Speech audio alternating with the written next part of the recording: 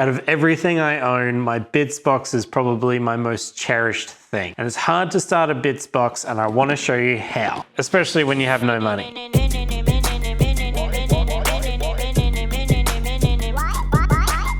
Part of building a good Bits box is accepting that all those nostalgic models that you see on eBay from some asshole reseller aren't going to make you happy. Genuinely, they're not. I've tried. The second thing is to tell everyone your goals. That sounds super cliche and like a motivational speaker, but literally, ever since I was a tiny little kid, clubs and local shops have been like the #1 support network for accomplishing any hobby dream that I've ever had. Everyone is so kind and generous and just wants to see everyone succeed.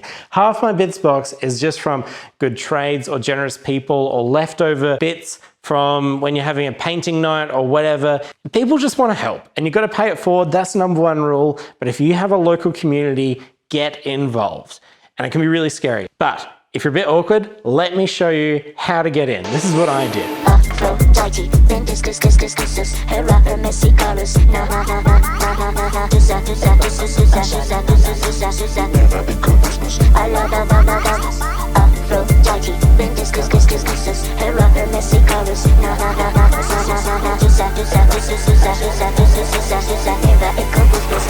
Okay, this is a terrain repair kit. I also use one of Scott's brush coffins to make it. Sorry, Scott. With this terrain kit, you will be the best friend of clubs and shops and stuff. Inside is this. Some combination of these paints will cover most scratches or dings or dents in any terrain piece. This is dirt, and it's a universal flock alternative that will look good on just about everything to cover up any broken bases or anything like that. A little jar of flock in there, flocky moss in here, obnoxious static grass to fix all your old terrain, jar of PVA glue with brush, super glue, and bicarb soda. Not much can't be fixed with these things. Bootleg wet pellet made from an old t-shirt and some baking paper. Rubbish bag for when things get messy. A paint pen. And this just easily fixes up any scratches or dings or areas that need a bit of love on any bits of terrain. This is adhesive that you can stick your paint pots to, so you can carry this around while you work. I made something similar to this to help repair terrain at my local shops in exchange for like discounts on kits I wanted or secondhand bits that they had. Local clubs and stuff, great way to pass time and meet people and talk about what you like doing. I hope that helps. I did a whole bunch of commission painting, not to buy more models to pay rent, but I would always ask for the leftovers from the sprues. And 90% of the time, the people that were paying me would say, yeah, of course. And great way of getting diverse bits. Okay, this is my recipe for commission painting. You don't need to be a good painter to be a commission painter. You just need to be better and have more time than your clients. And you've got to find good clients. That's the hard bit. Thermoplastic is great for stealing copies of rare bits that don't belong to you. Don't tell anyone. Fill it up with a bit of Milliput or plaster and bam, you've got a copy of some rare bit. I love what 3D printing has done for our hobby. I hate 3D printing though. 3D printed bits, awesome. The printing process, hate it. Make friends with people that 3D print stuff, anything, because then you can just ask for their failed prints because they inevitably will have hundreds. I also have a 3D printable bits kit. I don't think I sold that very well. Get someone else to print it.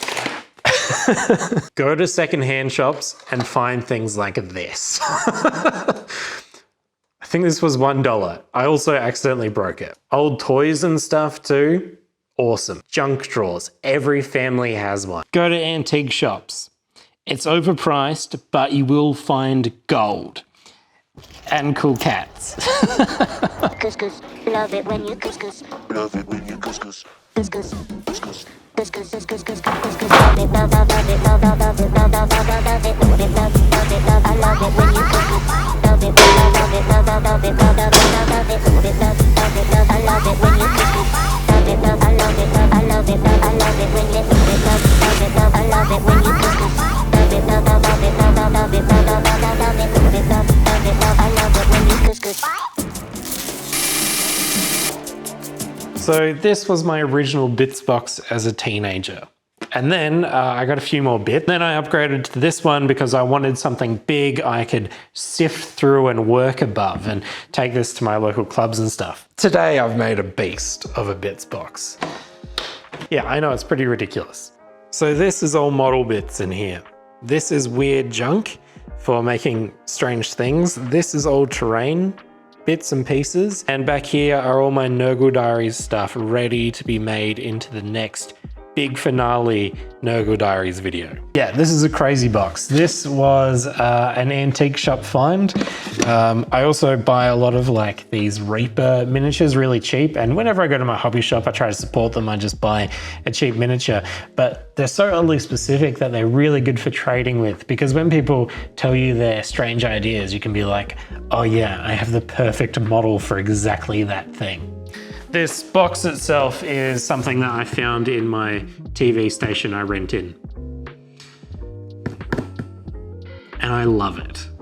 I know for certain that my organizational system is going to upset a lot of you out there. This chaos is what breeds creativity for me. Like, I love being able to dip my hand in and being like, oh, there's a three-headed dog, space marine, demon troll, pirate, a gargoyle, orc idol, some fallen foes. It's the best. How can you not want that? Okay, I understand why you wouldn't. It works for me.